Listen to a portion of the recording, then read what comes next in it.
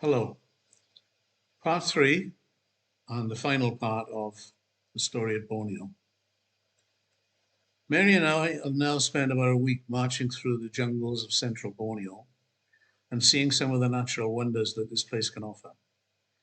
It's a photographer's heaven, such vivid colors displayed by plants, birds, and insects alike.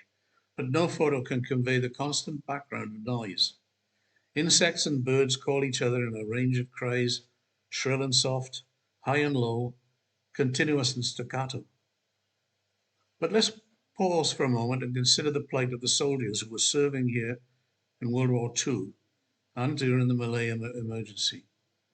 They didn't have boardwalks and concrete walkways, they didn't have modern medicines, antibiotics, and they didn't have a five-star resort to eat, drink, and be merry and sleep in every night. I've been told that in the worst parts of the jungle, where vines and lianas combined with the swamps to hinder movement, progress was no more than 3 meters per hour. I can well believe it. All the natural dangers are still there, of course: snakes, swamps, poisonous spiders, toxic caterpillars, and leeches. Yes, the leeches. The boardwalks and illuminated pathways are ample protection against most of these inconveniences, but the leeches are still ingenious and ubiquitous. Not too harmful, just damned irritating.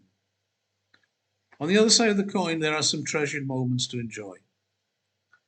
One afternoon, we crossed the Melanu River Bridge to visit the Stella Cafe.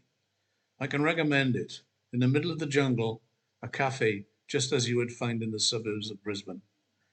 The beer is cold, the music is soft and traditional, and the service is no nonsense and courteous. Climb to the top of the limestone cliff behind the cafe and watch in awe as the storm clouds gather and millions, perhaps billions, of free-tailed bats swirl out of the caves of the national park for the night's feeding. The limestone peaks rise to sheer above the narrow valley floors. It may be a strange metaphor, but from a distance they look like 10 pins, partly clothed in the velvet of the thickest rainforest.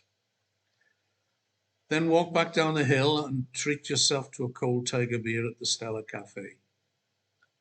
The Melanu River road moves slowly past.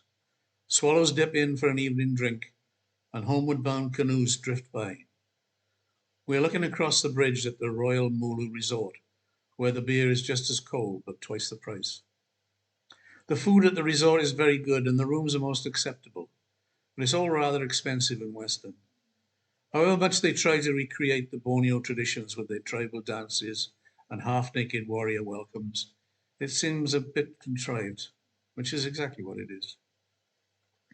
Even the Stella Cafe is contrived to a certain extent, with its walls dedicated to Anfield and Liverpool Football Club. But at least it is, well, I call it primitive contrived. The Stella Cafe has 12 wooden tables. 4 are rectangular, each with 6 seats. The remainder are circular with 4 seats each. All are covered with plastic tablecloths, and all the chairs are bought from a cheap hardware store. The counter is a simple wooden affair with a single display fridge behind. Near the bar is a handcraft shop where sarongs, t-shirts, postcards, sanitary items, and cigarettes can be purchased at popular prices.